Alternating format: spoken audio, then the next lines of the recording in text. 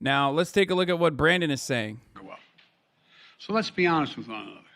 My message is simple.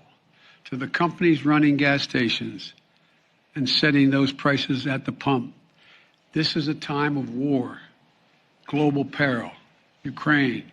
These are not normal times. Brother, no one gives a fuck. For people who think like this is adequate messaging. For people who like think, for example, anyone cares about the January 6th commission outside of people who are already going to vote for the fucking Democratic Party. For people who like for people who think like average Americans give a shit about like the war in Ukraine as anything beyond like a nuisance for them at this stage in their lives, I'm sorry, it's not going to happen. Okay, gas stations don't set prices. I mean, they technically do. They could eat into their profit margins. That's not true. But ultimately, there is OPEC. There are the American oil and gas producers. Okay, and then there are gas stations and the margin. And then there's the tax. Right? There's the federal government tax on gas. Now, that the least significant part of that. As far as like who actually adds on to the pricing there is ironically, is the federal gas tax, which Biden is cutting now. That's 18.4 cents a gallon. And I think like 24 cents for diesel. Okay? Now, another part of that makes like a fraction of profits off of that in that equation is the gas stations themselves. The real profiteers in the situation, obviously, are the OPEC nations that are producing this, the cartel, and also the American oil and gas refiners. But OPEC taking the lion's share of the profits in that situation. Now, every single part of this, with the exception of the federal government, every single part of this equation is now trying to make up for lost profits over the course of 2020. In 2021. Okay? That is precisely why we are in this situation.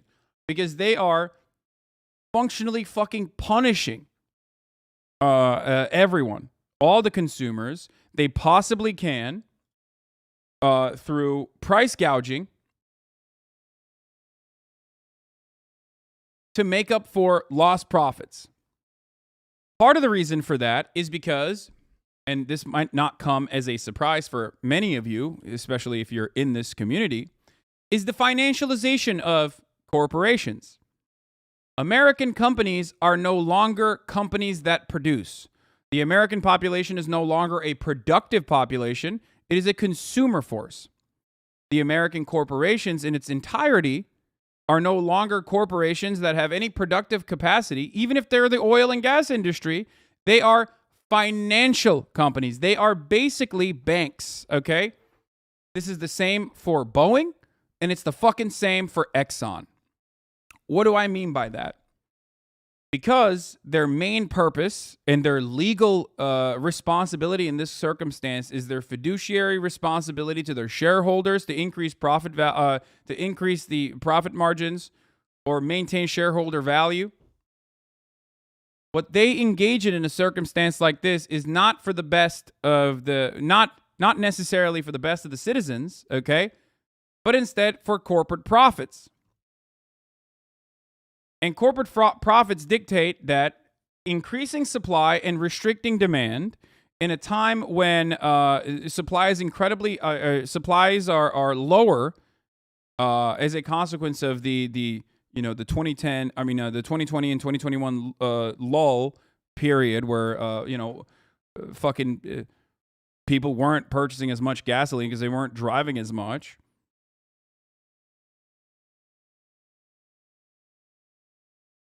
Is to maintain that same level of supply or only increase gradually.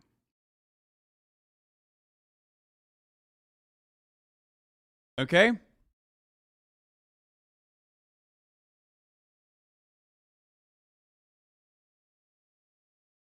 That's it. That's exactly what's happening here. And there is functionally nothing we can do about it unless we institute like the Defense Production Act.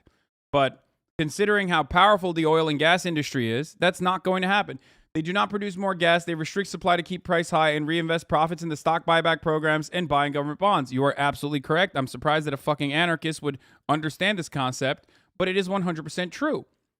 Instead of going along with the drill baby drill mentality of the early 90s and all the way up until like the fucking early 2000s era, the oil and gas industry now is focused on stock buybacks, okay, and improving shareholder value through financial instruments rather than actually increasing the productive capacity, which they absolutely can do.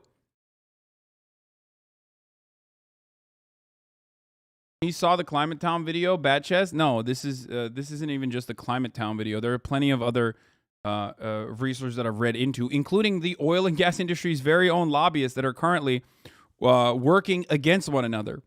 It's really interesting. If you actually look at like press releases from the different actors involved in this, everyone is literally shit-slinging right now to abdicate responsibility, to push responsibility over to another person. You have the refiners that are saying it's OPEC plus, which there's truth to, and then also saying, well, maybe the fucking maybe the gas stations themselves are a little bit responsible for this.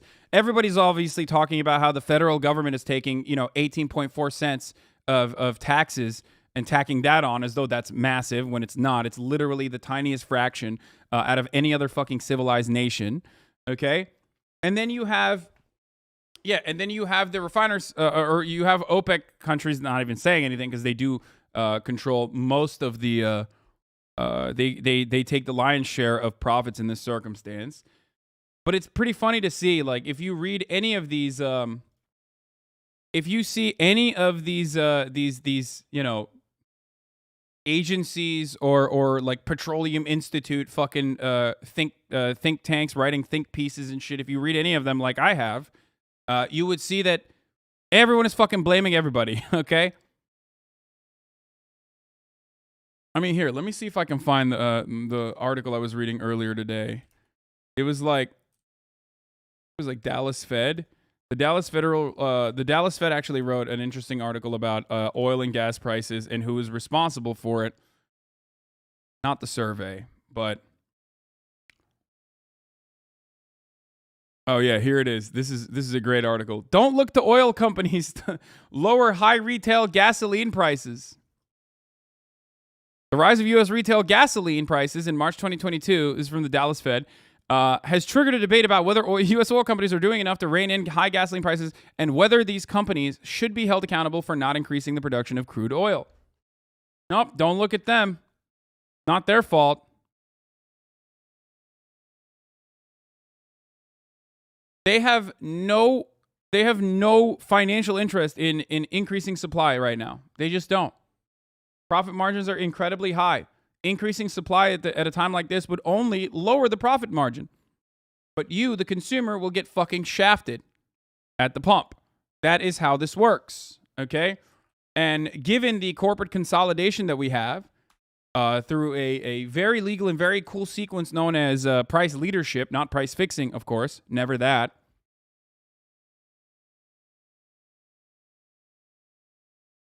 Never that.